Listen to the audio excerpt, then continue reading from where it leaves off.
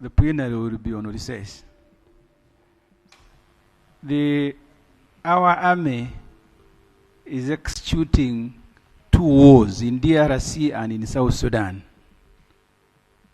And the reports keep coming through the media, including the most unfortunate one that we lost a colonel who was part of the fighting in DRC. But there are also reports in the international media accusing Uganda of using chemicals in South Sudan. You may have seen the video circulating. The procedural issue I am raising, Mr. Speaker, is when will you facilitate government to brief Parliament and the country on these wars? Because we cannot, as representative of people, continue consuming information from media, from social media, when our country and our army is executing wars at 2 fronts, Mr. Speaker. Thank you. Honorable, the plenary recess will be a short one. It will be a very, very short one. So we'll give government time to prepare during that time. Once we resume, they update the House. It will be a short one. Honorable colleagues, next item. Item 3 on the order paper, bills first reading, 3.1, the Supplementary Appropriation Bill 2025. Honorable Minister.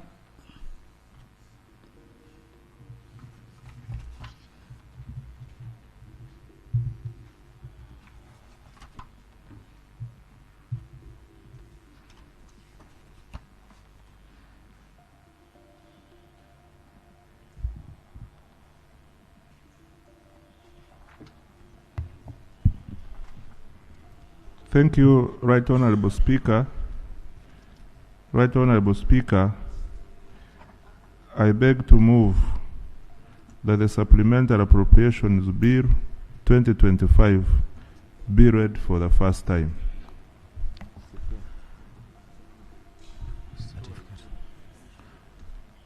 No, the bill is not first reading. You don't need yeah. Clerk. The Supplementary Appropriation Bill 2025. Thank you. The bill stands referred to the Committee on Budget, and given the strict timelines that we have, I want the committee to report back by 1st of May, because I need them to go and concentrate on the budget. Item 3.2, the Value Added Tax Amendment Bill 2025. Honourable Minister.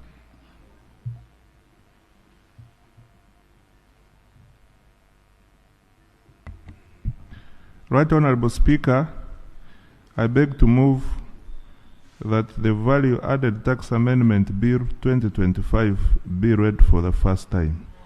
I beg. The Value Added Tax Amendment Bill 2025. Now, Honourable Minister, I think if you could start with the certificate, if it's for all bills, I don't know if each bill is having its own certificate or you've done a general certificate.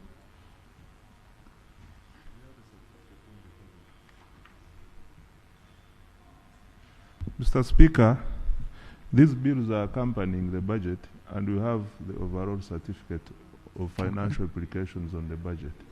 Okay. Yeah, but colleagues, you know, the tax bills are special. Okay? Yes, the tax bills are different from the other bills which we usually have. So, we will look at the certificate for all. Once we find any gap, the minister is here. We'll be calling on him. The bill stands referred to the Committee on Finance, and the deadlines that we give, we have to ensure these bills are processed and finished before we could handle the budget. And honorable colleagues, this is mainly, and I want us, when the Committee of Budget is handling the budget, we must look at the cost of every clause. How much money was it supposed to raise, or what is the implication on the budget? So that if we have clauses we drop, tax measures, proposed tax measures we drop, then we should go back to the budget and reconcile. Otherwise, we would be supplying air. You deny it, you stop a tax measure, then you continue giving the whole budget the way it is. So we have to be very cautious when we are processing. Thank you. Item 3.3. Honorable Kanya. Thank you very much, Right Honorable Speaker. Right Honorable Speaker, the budget process is participatory, and we handle the budget based on Vision 2030, the National Development Plan, and the 10-year Fold Growth Strategy. We also handle our budget guided by the medium-term expenditure framework, which is for 3 years. Right Honorable Speaker, we are having a challenge at committee. The Minister of Finance has guided the accounting officers not to raise any issue which is not funded, and yet these are issues which are in the National Development Plan, the medium-term expenditure framework, but the resource envelope is limited. Right Honorable Speaker, a budget is a participatory process. It is just important that the country know through their members of parliament that there were items, schools to be built in this financial year, roads to be done, but the resource is not adequate. Right Honorable Speaker, I'm seeking your guidance to the Minister of Finance and to all committees to enable us to bring a report to this House with these items where government or the country has not been able to raise resource, but it was in the plan for 2025-2026. Thank you. Now, honorable colleagues, during the budget framework paper, okay, when we were processing the BFP, these issues were brought. Those ones which they had proposed fund and those they didn't fund. I'm sure also in the ministerial policy statements, they are captured in. So if we already have these documents where they are captured in, because I expect the Minister of Finance, for example, on the BFP to show us that we funded out of your recommendations, we funded A, B, C, D, and we were not able to fund A, B, C, D because of reasons A, B, C. Okay, that's how you work together. That's how participatory budgeting and comradeship works within this House. So I hope it's not a big problem. Honourable Minister, is it a problem for us to know what you've not been able to fund, but was a priority? Mr. Speaker, you are correct, and also Honourable Ekanya is correct. A budget is a participatory process, and that is why at every stage, all stakeholders are involved and consulted. Mr. Speaker, in the ministerial policy statements, we are even reporting on the actions we have made on the budget framework paper recommendations. I think it is fair enough. And we are also open. We are saying in case of anything, we are willing to move with Parliament in the process. Thank you, Honourable Minister. Thank you. So, colleagues, there is a bill. You say I was interrupted before I could refer the bill, okay? Yeah, and I think that was on the value-added tax amendment bill. So it stands referred to the Committee on Finance, Planning and Economic Development. Item 3. Can we let's first receive... Mr. Speaker, if you allow, yes, Honour. I sit on the Committee on Finance. The Minister not tabling a certificate per bill is a departure. The Honourable Musasi knows that last year he tabled a certificate per bill showing how much money that tax measure is going to raise, and as the rules and law require, the impact of that particular tax measure to the economy. Mr. Speaker, I will take your guidance if we have now departed from that practice, because that's what he did. Honourable Minister, you submitted the certificates to us, so but you wanted to do it at once, so maybe you can table for each, okay? But otherwise, the certificates, I have them here. I have the certificates here. I have the one for income tax amendment. I have the one for external trade amendment bill. So, Honourable Minister, we can share. Yeah. Instead of, yes, that's how I had wanted us to do it, okay? But since members are insisting, I don't want us to look like you don't have the certificates, yet you have them. So colleagues, let's submit all certificates at once. I'll give him an opportunity because there are many. He reads each certificate, okay? And we do it that way. Yeah. Thank you.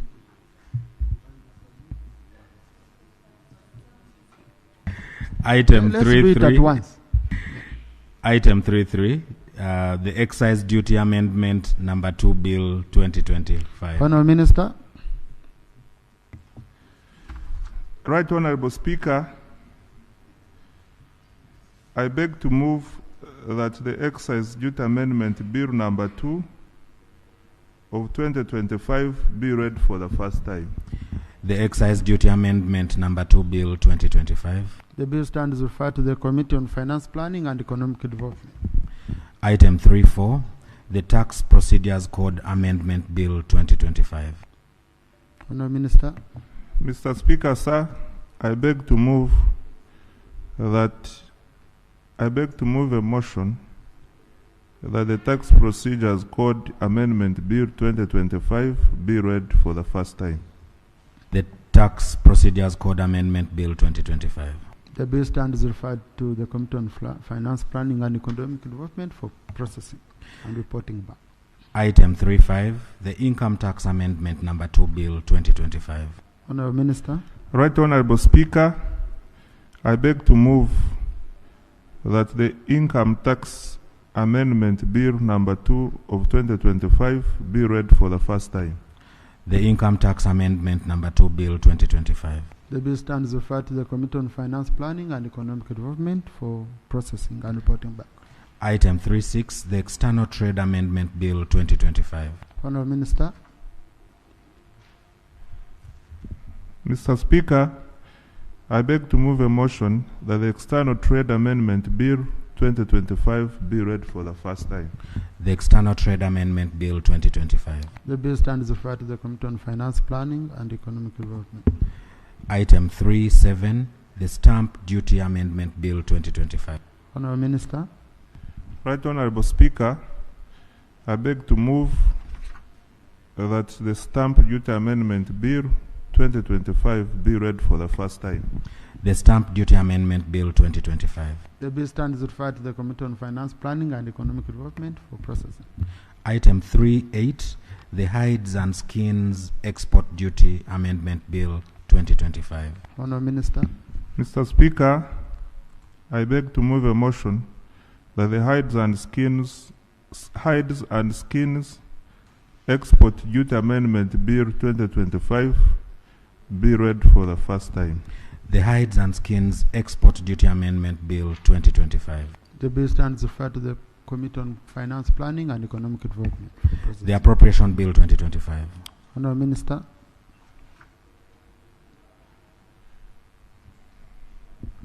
Right Honourable Speaker, I beg to move a motion that the Appropriations Bill 2025 be read for the first time. The Appropriation Bill 2025. Thank you. The bill stands referred to the Committee on Budget, and I hope you're mindful of the timelines, so please ensure that you handle it expeditiously. Item 4 on the order paper. Before that, the Minister needs, you wanted, I think for the certificates you can do now for the bills. Yeah, the yellow ones here,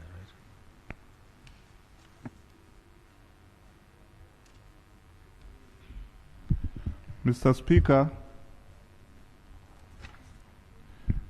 I wish to lay the following certificates of financial implications accompanying the tax bills for financial year 2025, and the certificates are the following. 1. Certificate of financial implications on the Income Tax Amendment Bill 2025. I beg to lay. 2. Certificate of financial implications on the External Trade Amendment Bill 2025. I beg to lay. 3. Certificate of financial implications on the Excise Duty Amendment Bill Number 2 of 2025. I beg to lay. 4. Certificate of financial implications on the Value Added Tax Amendment Bill 2025. I beg to lay. 5. Certificate of Financial Implications on the Hides and Skins Export Duty Amendment Bill 2025. I beg to lay.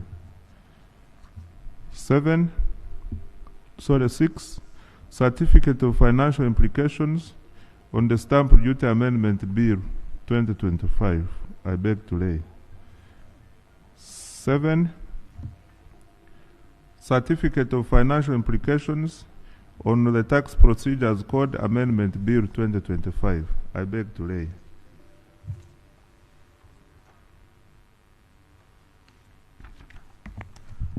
Item 4 on the order paper, laying of papers. 4.1, the special audit report for the end of lease and assignment agreement between Umeme Limited and Uganda Electricity Distribution Company Limited.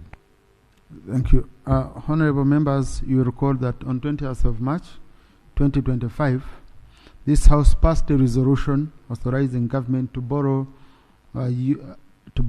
euro equivalent of US dollars 190,988,556 from Stanbic for the Umeme Limited buyout. This amount was conditioned to the confirmation of the actual monetary amount of Umeme's investment by the Auditor General. This morning, the Auditor General submitted the special audit report for the end of lease and assignment agreement between Umeme Limited and Uganda Electricity Distribution Company Limited, was submitted today morning. And the Auditor General has verified and confirmed the buyout amount of United States dollars 118,385,603 against the amount we approved of 190,988,556, which we had conditioned to this special audit. I will now invite the Parliamentary Commissioner to table the report. Then I'll guide further.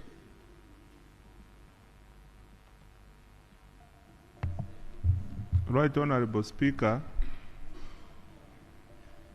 I beg to lay on table the special audit report for the end of lease and assignment agreement between Umeme Limited and Uganda Electricity Distribution Company Limited.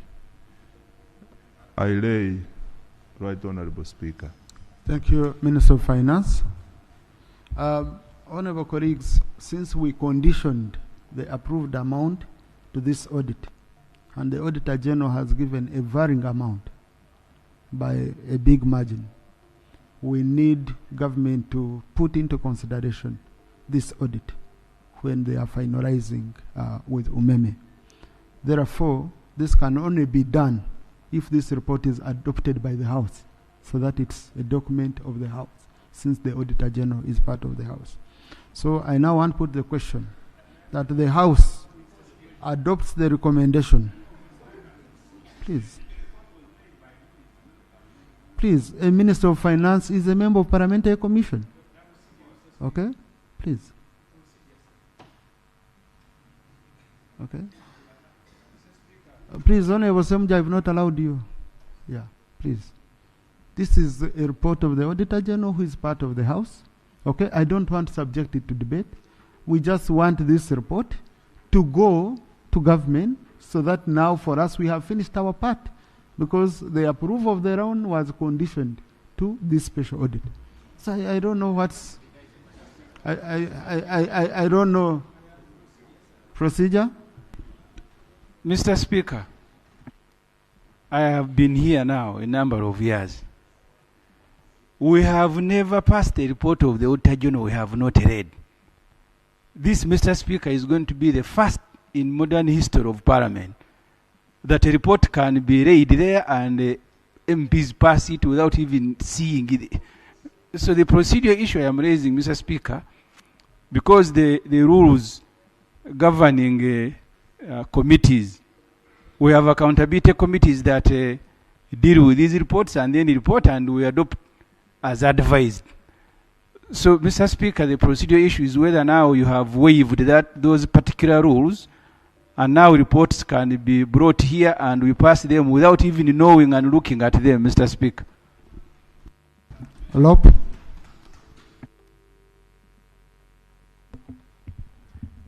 Honorable Speaker, I am a little flummoxed because we were here as Parliament and we appropriated 190.9 million US dollars.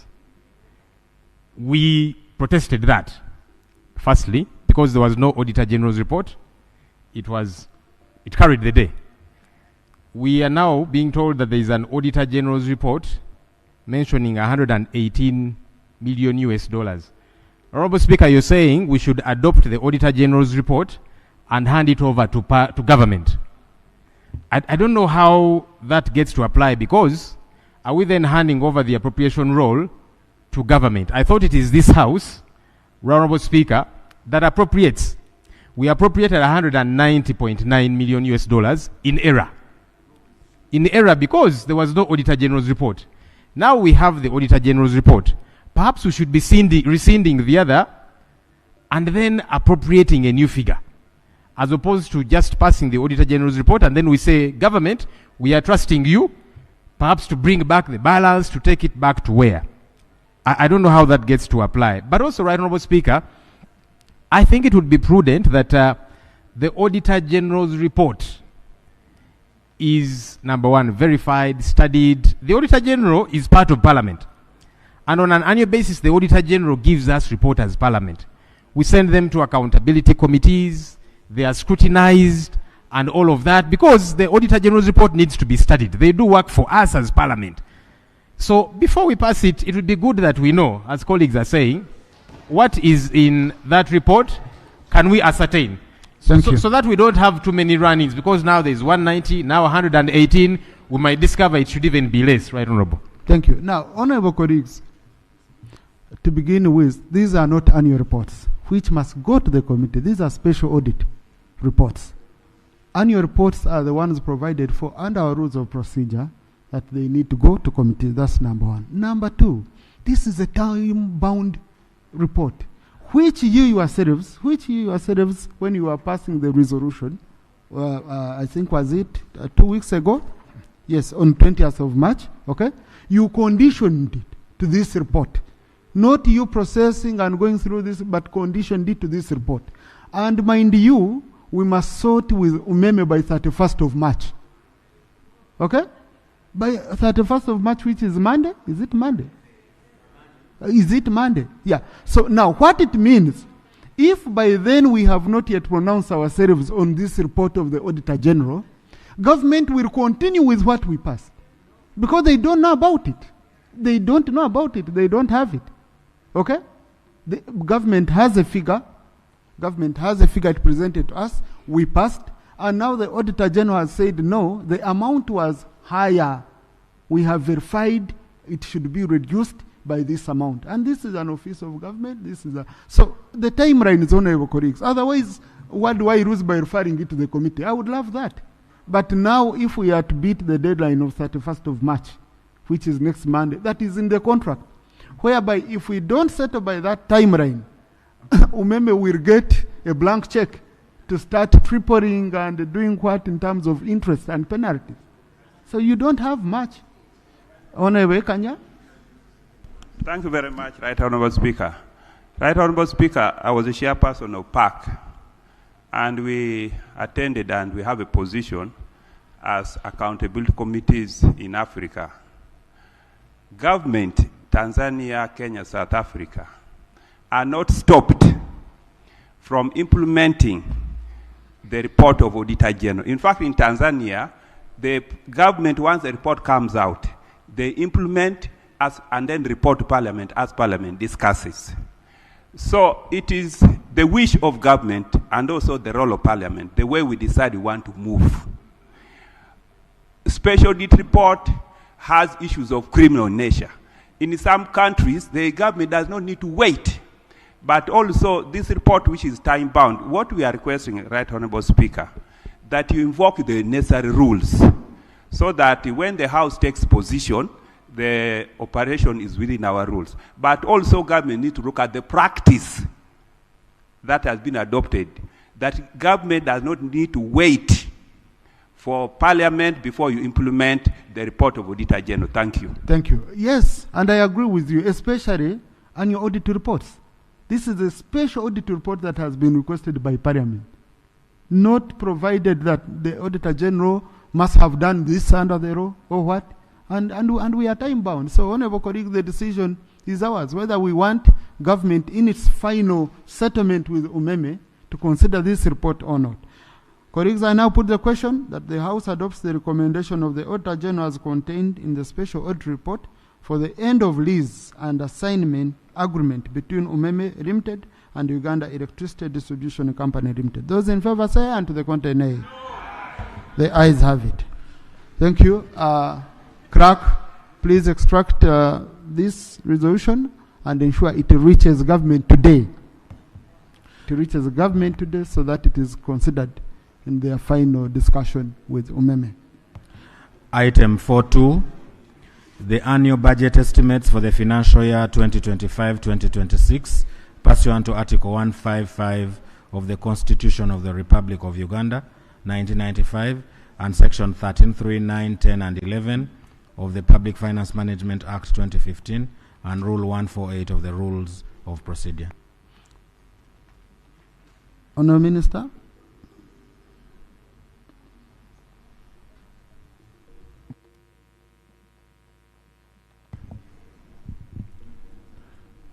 Right Honorable Speaker and honorable colleagues, pursuant to Article 155 of the Constitution of the Republic of Uganda, Section 12.3 of the Public Finance Management Act 2015 and Rule 148 of the Rules of Procedure of Parliament, I beg to lay the annual budget estimates for financial year 2025-2026.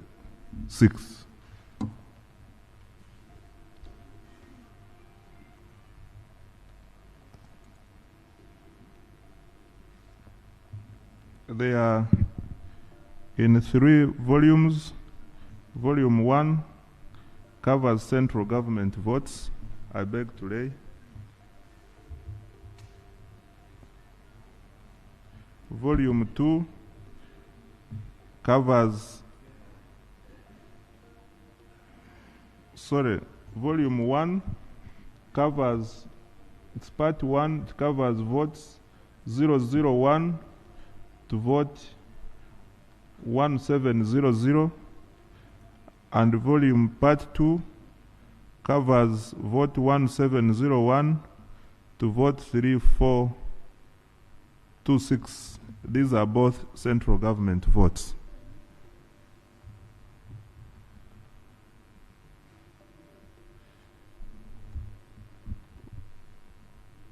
Volume 2 covers all local government votes. I beg to lay.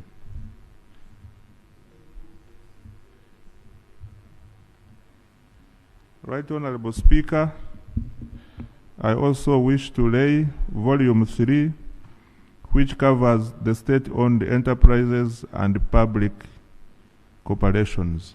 I beg to lay. Mr. Speaker, the annual budget is accompanied by the following other documents. One is the Appropriations Bill 2025, which I laid earlier. 2 is Statement of multi-year commitments of government.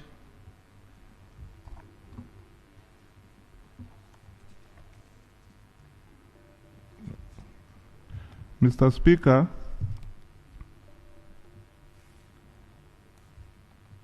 I wish to lay the following documents that accompany the budget. One is certificate of gender and equity compliance for the draft estimates of revenue and expenditure. I beg to lay.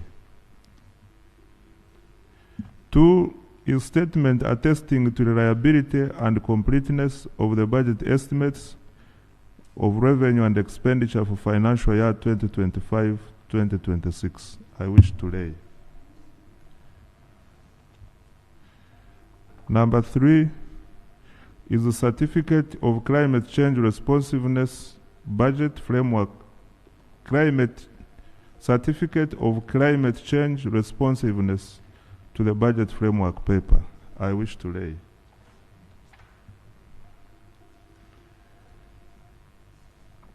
I also wish to lay, Mr. Speaker, the certificate of compliance to the annual budget by National Planning Authority. I wish to lay. Mr. Speaker, I also wish to lay the certificate of financial implications for the estimates of revenue and expenditure for financial year 2025-2026. I beg to lay.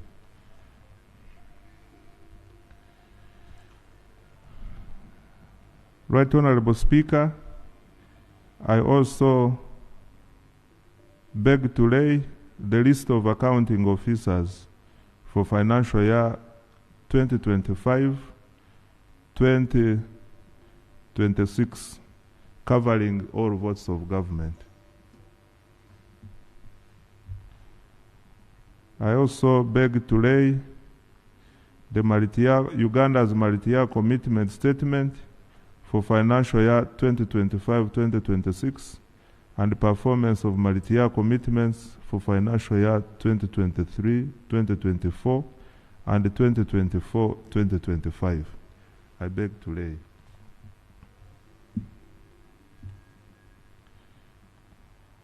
Mr. Speaker, also I wish to lay the budgets of the self-accounting institutions. And to begin with is the budget estimates for statutory vote 101, judiciary for financial year 2025-2026. I beg to lay.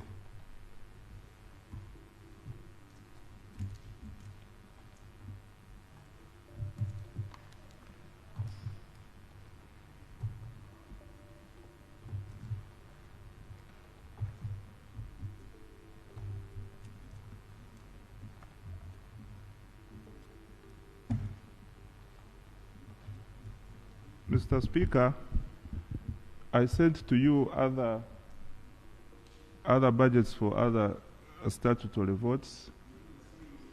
If I can have access to the documents I submitted. In the meantime,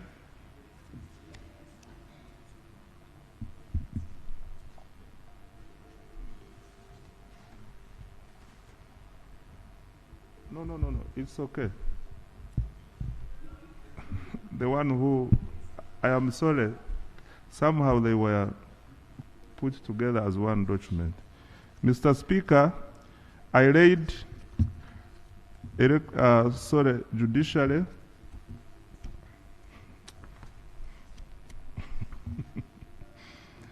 the next budget for statutory is the budget estimates for vote 102 Electoral Commission for financial year 2025-2026.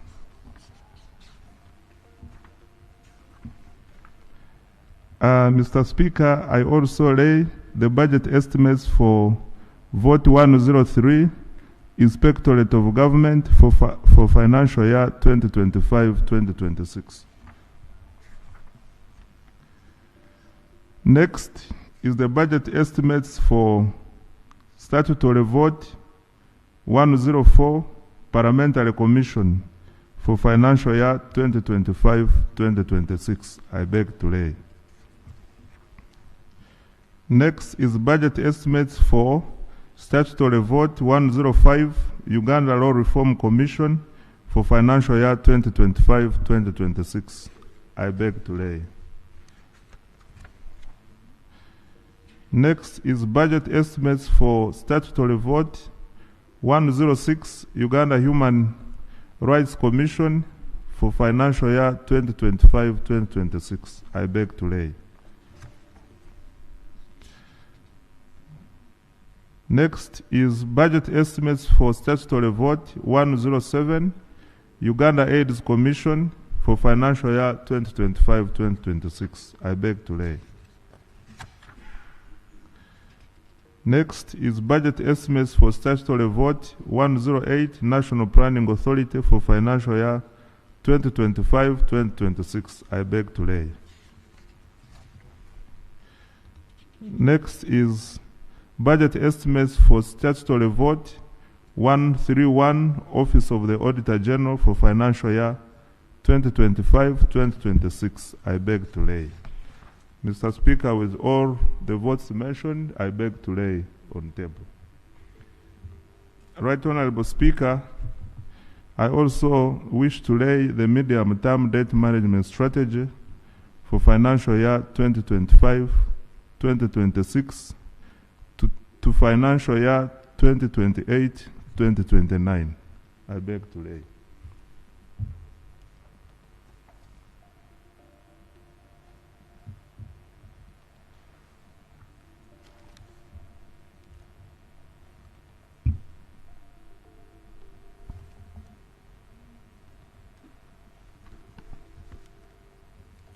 Mr. Speaker, I beg to lay the Treasury Memoranda on the report of Parliament on the report of the Auditor General for financial year ended 30th June 2023 for Central Government Votes, Volume 2. I beg to lay.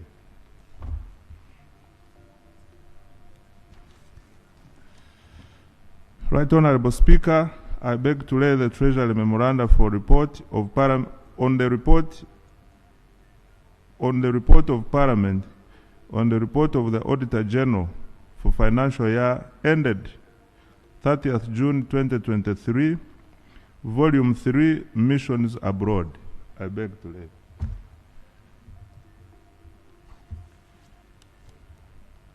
Right Honorable Speaker, I beg to lay the Treasury Memoranda on the report of Parliament on the report of the Auditor General for financial year ended 30th June 2023, Volume 4, Public Universities, Referral Hospitals, and Specialized Health Facilities. I beg to lay.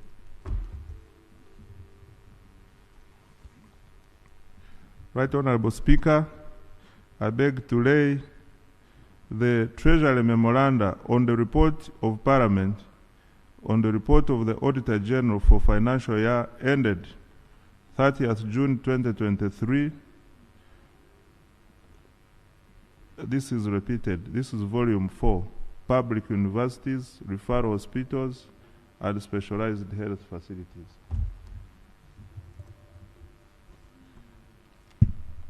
Mr. Speaker, I beg to lay Treasury Memoranda on the report of Parliament on the report of the Auditor General for the financial year ended 30th June 2023, Volume 5, Local Governments.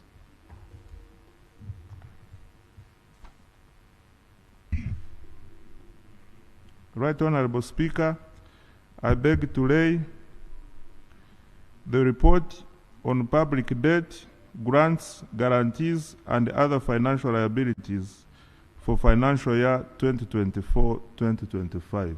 I beg to lay.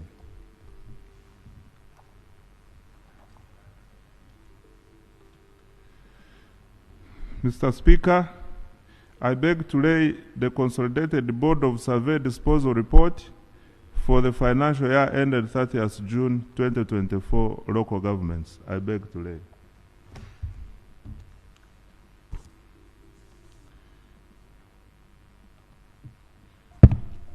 Right Honorable Speaker, accompanying the estimates is also the Petroleum Fund report the semi-annual report of inflows, outflows, and assets of the fund for the period ended 31st December 2024. I beg to lay. Mr. Speaker, I beg to lay the tax expenditure report for the period July 2024 to March 2025 for financial year 2024-2025. I beg to lay.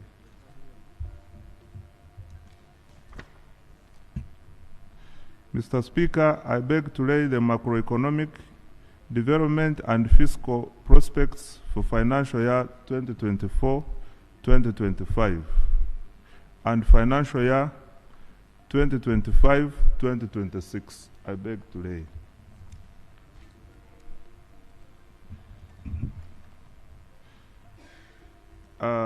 Mr. Speaker, I beg to lay a consolidation for disposal for missions abroad for Uganda mission at the United Nations, New York. I beg to lay.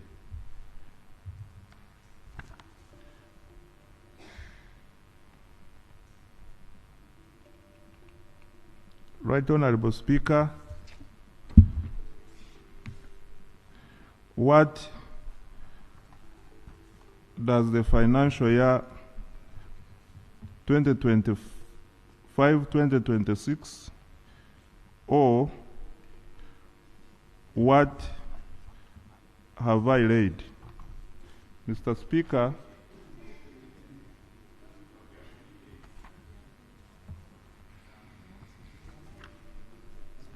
Mr. Speaker, the theme of this year's budget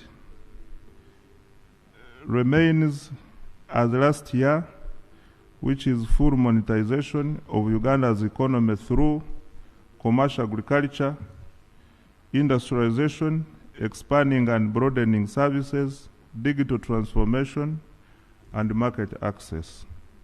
Right Honorable Speaker, the total budget for financial year 2025-2026 amounts to Uganda shillings 71 trillion 956 billion 621 million 530. Procedure. Mr. Speaker, there was a time here in the past when this copy and paste government forgot to remove the word Guyana in their budget.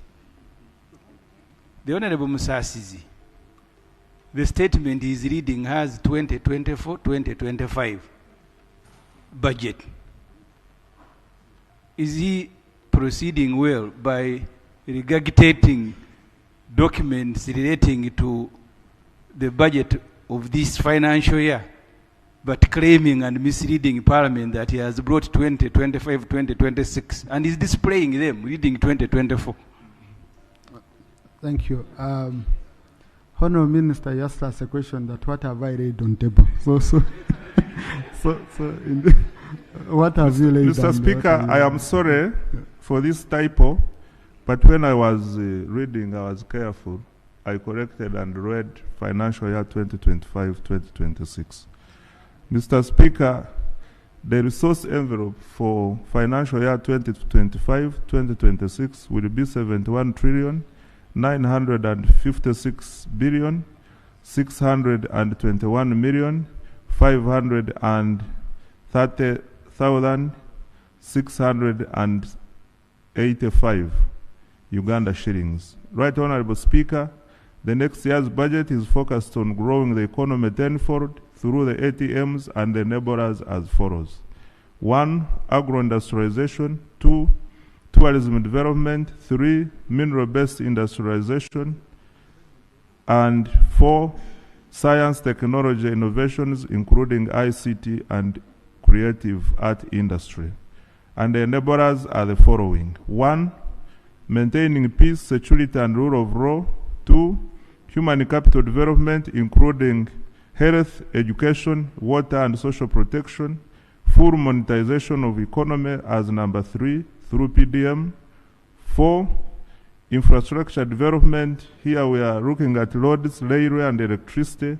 4, regional integration. 5, irrigation through bulk water to stabilize agriculture. 7, manufacturing with focus on industrial parks. 8, eliminating corruption. And 9, environmental and natural resources conservation and protection. And 10, vertical and horizontal integration of our economy. Right Honorable Speaker, in this budget, we have attended to crucial issues that were raised by Cabinet, Parliament, and NRM Parliamentary Caucus and the Presidential Advisory Committee on Budget at the National Budget Framework Paper. We have also addressed other critical policy commitments, mainly in domestic areas, agriculture, health, education, including the AFCON 2027, Electoral Commission, and the General Elections Roadmap, wage shortfalls in the local governments, unfinished infrastructure projects due to counterpart funding, amidst the constrained fiscal space. Mr. Speaker, we shall continue to provide for other critical areas as we go through this process. Lastly, Right Honorable Speaker, before I come to the last, I beg to lay the semi-annual budget performance report for financial year 2024-2025, Volume 1 and Volume 2, which is covering votes 306 to 617. I beg to lay. Mr. Speaker, lastly, I want to commit on behalf of the Ministry of Finance, Planning and Economic Development that we shall provide total support to Parliament and the relevant committees during the process of consideration of this budget. I submit, Right Honorable Speaker. Thank you, Honorable Minister.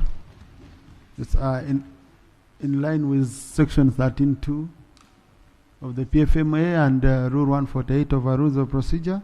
I refer the draft budget estimates and the attendant documents that have accompanied it to the Committee on Budget and sectoral committees, so that each sectoral committee can pick out their area of relevancy, process and report back by 8th of April.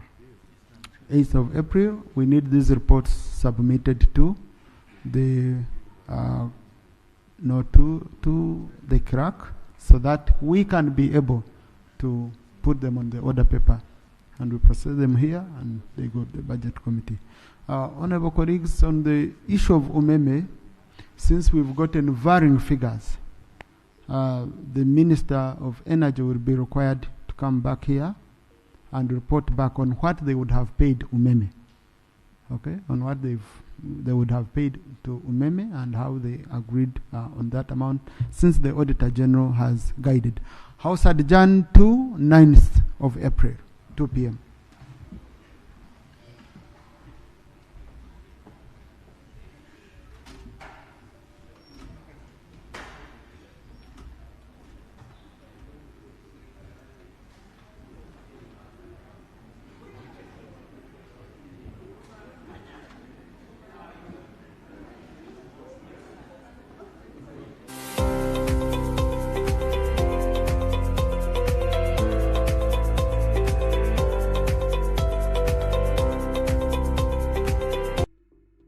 Webale kulaba KKTv Uganda. Get informed and updated on issues around you and the globe as well. KKTv.